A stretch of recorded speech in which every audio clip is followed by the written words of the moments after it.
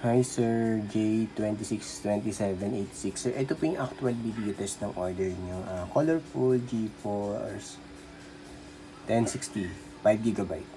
Nalimutan ko sir, sorry. Yan. Sir, yan po, napakatahimik lang yung fan. Yan, working both parehas.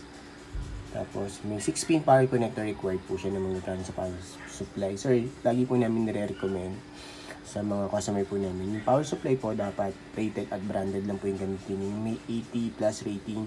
So dito po para sa video card nyo, nire-require po namin at recommended po yung at least minimum 550 watts po.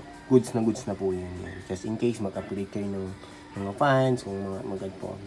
Basta po minimum 550 watts, goods po yun.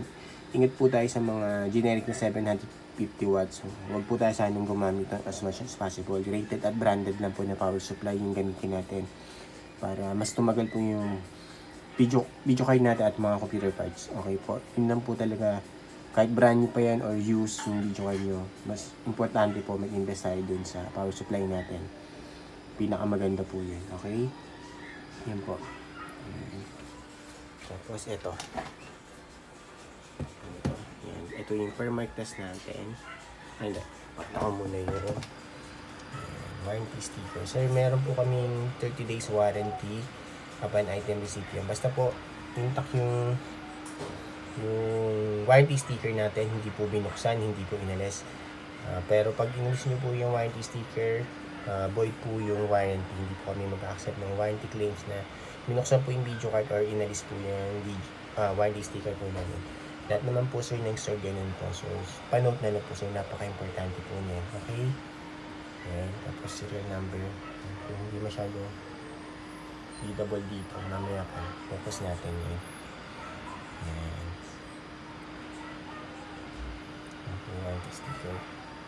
Ma-appreciate nyo ba yan? Ito yung 6-pin power connector required para sa supply po. Ayan. Tapos, yan. Yan, yung per mark test. Yung test po natin. Time running niya po dito sa per mark yan. 2 minutes. Yan. Isakto na natin 3 minutes. Yan, 3 minutes na po. Tapos tignan nyo yung graph. Stable na po. Straight lang po yan, sir. Ito po yung buong screen. Yan. Video card. Wala po kahit na anong issue. Walang random restart or random shutdown, walang hang and freeze, wala din pong BSOD at garbage display na lumalabas. Napaka-smooth and stable lang po yan, sir. Tested din na rin namin yan sa normal use, gaming, browsing, watching, streaming, and goods na goods po yan. Alright.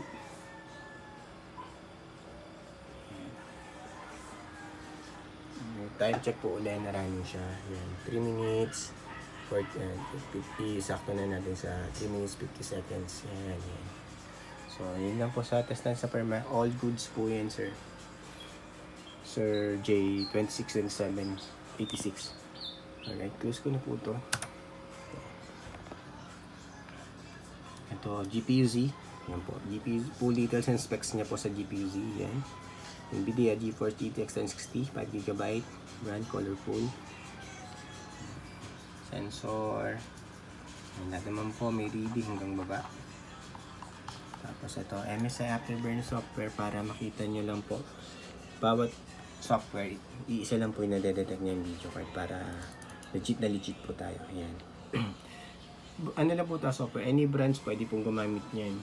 Software lang po ginagamit po talaga ng mga tech po yan. So yan po yung nare-read ng MSI Afterburner NVIDIA GeForce GTX 1065GB. Alright? Tapos ito, per mark, ito yung niran natin. Ito po yung settings ng niran natin yung per mark natin kanina. Alright, tapos driver check po. Yan, right click ako sa desktop para makita nyo po. Yung driver, wala pong issue sa pag-install. I-install nyo po yan without any problem. Kasi magtaka kayo, ay naglalag yung pala yung driver po, hindi naka-install. Importante po yan. Ibang video hindi nag-install yung driver, ibig sabihin po na may issue. Importante na naka-install lagi yung driver niya. At walang problem sa pag-install ng driver. Yan. Kinuha ko yung system information ng driver. Yan. Para makita niyo po yung specs ng driver. Okay. Tapos, open po Google Chrome. for time and date checking para alam nyo po real time. Kailan ko po nire-record itong video test before po namin i-ship out today. Yan.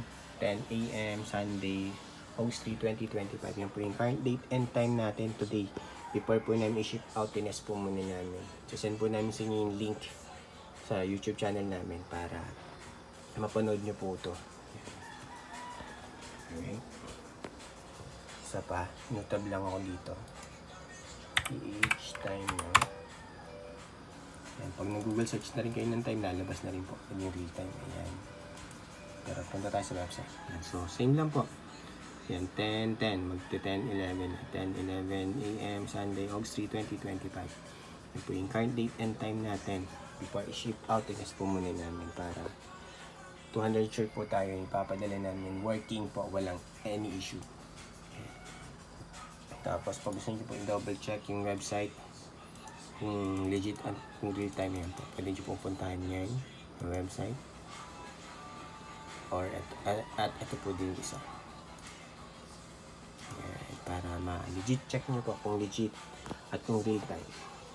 Yan po Sir J 262786. Yan. Okay, close ko na po ito, sir.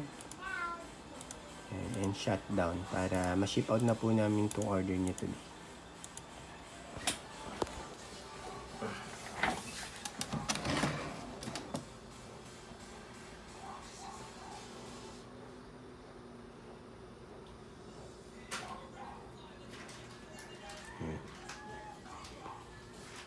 Yan yung fan po, sir. Sobrang kinis. Walang issue, walang putol. Sir, ulitin ko lang po. Power supply natin, recommended po 550 watts rated at branded po sana. Gamitin natin yung 80 plus rating. Tapos yan po yung 6-pin power connector na magagamit sa power supply. Warranty sticker po, sir, ulitin ko lang po. Bawal po alisin or buksan yung video card para hindi po ma-void yung warranty. Lahat po ng store may ganyan po, may mga warranty po yan.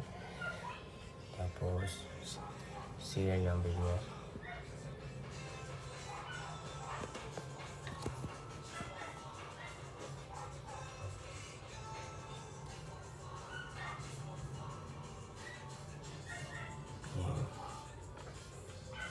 Tapos, ma-appreciate nyo, sir. Sobrang kinis pa po nitong video card na to.